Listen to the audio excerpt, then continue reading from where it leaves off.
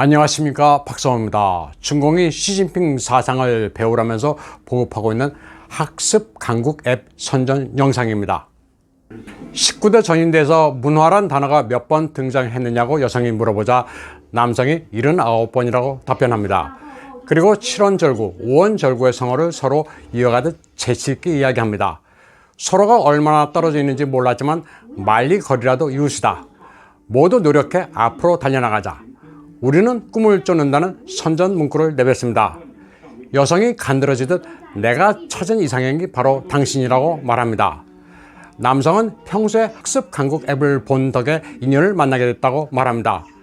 배우고 때로 익히면 즐겁지 아니한가란 공자의 논어구절이 말미에 나옵니다.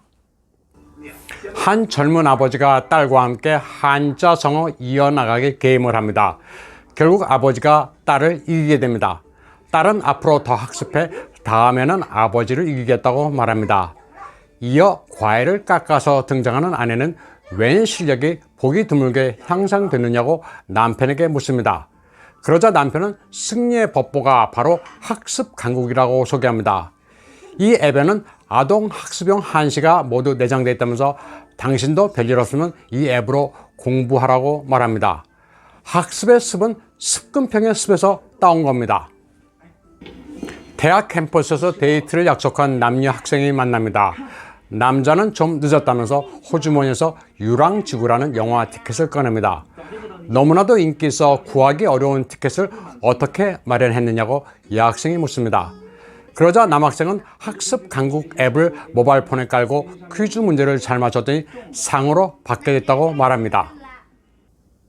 이 학습 강국 앱은 5월 14일 처음으로 차량에도 탑재됐습니다. 중국 내에서 인기 있는 상하이 자동차의 로이 브랜드의 RX5 플러스 모델 학습 강국 트림을 출시했습니다. 국조 내습, 중국 물결의 습격이라는 모토를 내걸고 차 안에서도 시진핑 사상과 공산당사를 학습하도록 적용하고 있습니다. 차량 실내 센터페이시아의 대형 스크린을 터치하면 학습 강국 앱이 표시됩니다. 학습 강국은 알리바바가 시진핑에게 아부하기 위해 출시한 앱입니다. 시진핑 사상과 공산당사를 학습해 일정 점수를 받으면 단계가 상승하는 앱인데 출시 2달 만에 7,300만 건의 다운로드를 기록했습니다.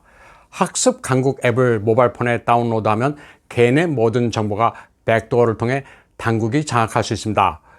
모바일폰 결제 내역은 물론이고 저장한 사진, 특정 인터넷에 접속한 기록 등이 모두 유출됩니다. 학습 강국의 1차 목표는 공산당원이지만 점차 일반인으로 확대되고 있습니다. 모택동 시기로 회귀하고 있는 시진핑에게 있어 학습 강국은 문혁 당시 홍위병들이 지켜던 모택동의 붉은 소책자가 디지털화된 것으로 이해하시면 됩니다. 5월 20일 중공 허난성 곳곳에는 폭우와 함께 우박이 쏟아졌습니다. 앞이 보이지 않을 정도로 퍼붓는 폭우와 함께 내리는 우박이 마치 폭죽을 연상케 합니다. 요란한 소리를 내며 지면에서 물보라를 일으키고 있습니다. 도심의 대로는 금세 하얗게 변했습니다. 계절이 바뀌어 다시 겨울로 되돌아간 것 같은 착각을 일으키기에 충분합니다. 허난성 일대 소맥은 초토화됐습니다. 우박이 퍼붓는 바람에 모두 누웠습니다. 허난성은 농업 대성이라 불리는 중공의 곡창지대이기도 합니다. 광동성 중부의 칭유엔과 렌저우도 20일 밤새 내린 폭우에 엉망이 됐습니다. 산에서 연신 흙탕물이 강물처럼 쏟아져 내려옵니다. 무서운 기세로 흘러내려오는 물에 주택지역은 도로의 경계가 아예 사라졌습니다. 아파트 단지 주차장이 잠겼습니다. 주민들은 출근은커녕 아예 밖으로 나갈 수도 없습니다. 도시의 배수 기능이 없어 비가 내리면 그대로 침수됩니다. 2020년이나 올해나 상황은 조금 더 나아진 게 없습니다. 같은 광동성의 북부 사오구안도 물의 도시로 변했습니다. 자고 일어나 보니 도시 전체가 흙탕물의 망망대야가 됐습니다. 중공의 도시는 대도시도 제대로 계획하고 건설된 곳이 사실상 없습니다. 그러니 광동성의 사오구안, 칭유엔, 렌저우 같은 지방의 삼선 도시는 더 말할 나위가 없습니다. 광시성 허저우도 폭우에 초토화됐습니다. 산간에서 급류를 이루며 쏟아져 내려오는 흙탕물이 공포스럽습니다.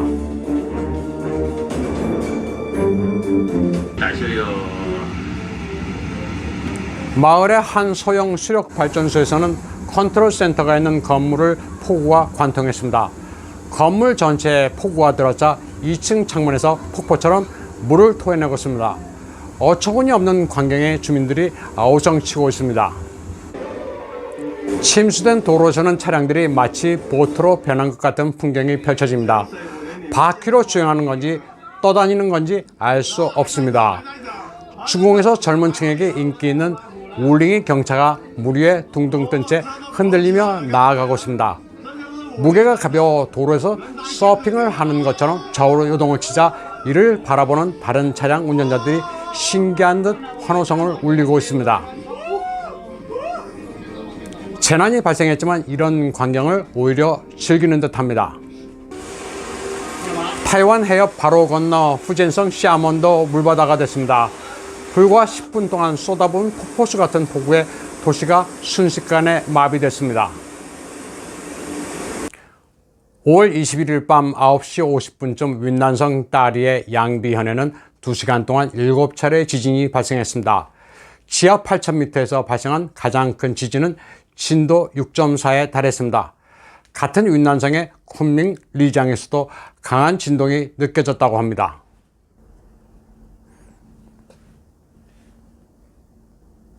지진 직후 양비의 시민들은 모두 집 밖으로 대피했습니다. 평탄하고 넓은 야외 주차장이나 공원 광장에 자리를 펴고 텐트를 쳤습니다. 여진이 계속될까 두려워 귀가하지 못하고 있습니다. 다행히 이곳은 날씨도 춥지 않고 다른 지역처럼 비나 우박이 오지 않았습니다. 이로부터 몇 시간 경과한 5월 20일 새벽 2시에는 칭하이성 마도에 7.4의 강진이 발생했습니다. 마도의 민가 천정 샹들리에가 요동치는 장면입니다. 진도 7.4면 규모가 꽤 큰 강진입니다. 진앙은 지하 17km였습니다. 이곳은 황하가 발원하는 고산지대로 평균 고도가 해발 4,320m입니다.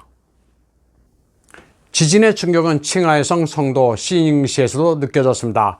한밤중에 닥친 강진에 사람들이 놀라 학교, 운동장 등 안전지대로 대피했습니다. 지진이 그친 뒤에도 사람들은 공포에 질려 귀가하지 못하고 길거리 공원 등지에서 밤을 지샜습니다. 한밤중에 윈난과 칭하이를 연속으로 강타한 지진에 중공 사람들은 스촨 대지진 같은 대재난이 다시 발생하는 것은 아닌지 우려하고 있습니다. 다음 소식입니다. 중공 식품위생의 심각성을 보여주는 영상이 인터넷에 올랐습니다. 시커먼 오수를 뽑아 채소를 재배하는 데 사용합니다. 도랑물을 뽑아 공심채 밭에 뿌리는 현장입니다. 이런 채소를 재배하는 이들은 절대로 자기가 수확한 것을 먹지 않습니다. 중공의 한 도로에서 벌어지고 있는 황당한 교통사고 차의 쇼입니다. 차에 부딪혀 쓰러진 것처럼 쇼를 벌이는 이의 동작이 우스꽝스럽습니다. 차량 운전자가 속지 않고 후진하자 벌떡 일어나 달려가더니 차량 보닛을 덮칩니다. 그리고 들어누워도 반응이 없자 다시 보닛에 머리를 박습니다. 참다 못한 운전자가 차에서 내려 항의하지만 아랑곳하지 않습니다. 아주 집요합니다. 결국 운전자는 자해극을 벌이는 이를 따돌리고 현장을 벗어납니다. 자해극을 벌이던 이는 차량을 따라가다 제풀에 쓰러집니다. 다음 소식입니다. 이번에는 러시아 관련입니다.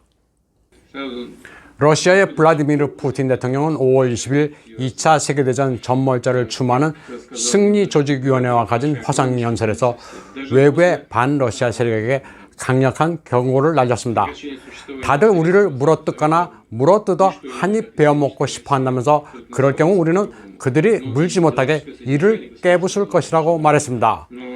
누구라도 세계에서 가장 큰 나라 러시아를 분열시키려 한다면 러시아는 그러한 외세 개입으로부터 스스로를 지킬 것이라고 말했습니다. 그리고 이를 위해 러시아는 올해 3조 1160억 루블, 달러로 환산하면 420억 달러가량의 국방비를 배정했다고 말했습니다. 푸틴은 그러나 미국의 국방비는 7,700억 달러라면서 러시아가 국방비로는 세계 10위권 안에는 들지만 그 중에서 하위권이라고 말했습니다. 미국은 물론 중공, 인도, 사우디아라비아, 독일, 프랑스, 영국 아래라고 주장했습니다. 심지어는 헌법에 따라 군대를 보유할 수 없다는 일본도 러시아보다 국방비를 더 많이 지출한다고 지적했습니다.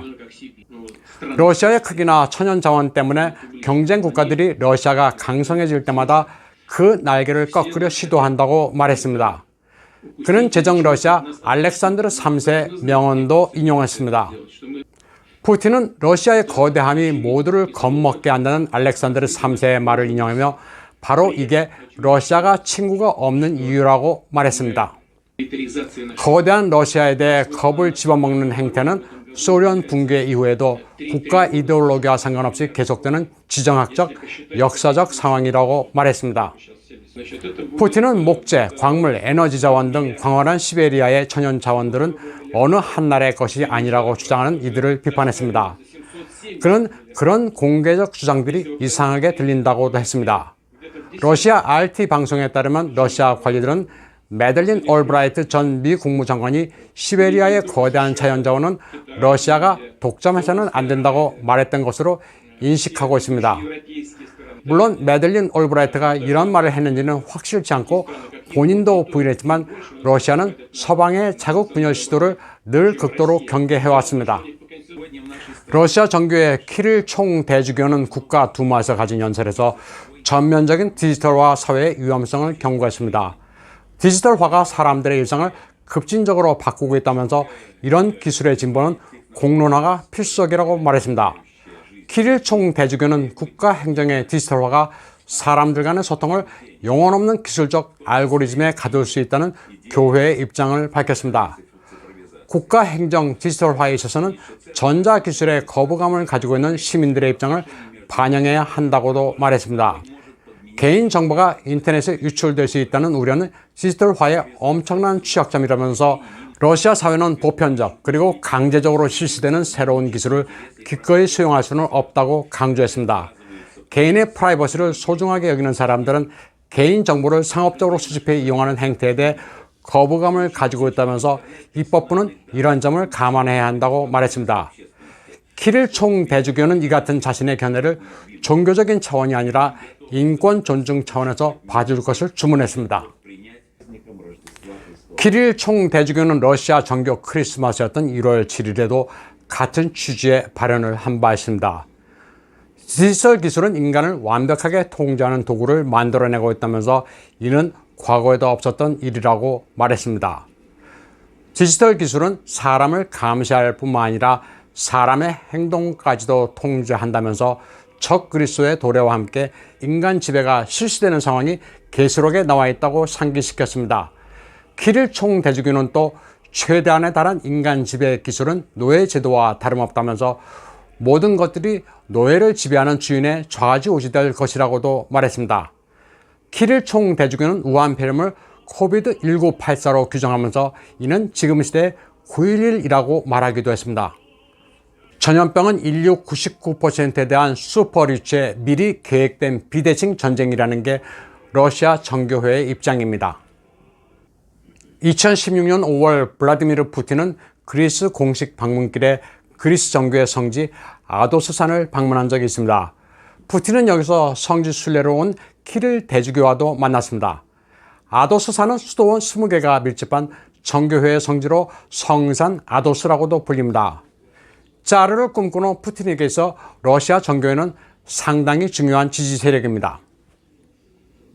오늘 방송은 여기까지 하겠습니다. 시청해주신 여러분 감사합니다.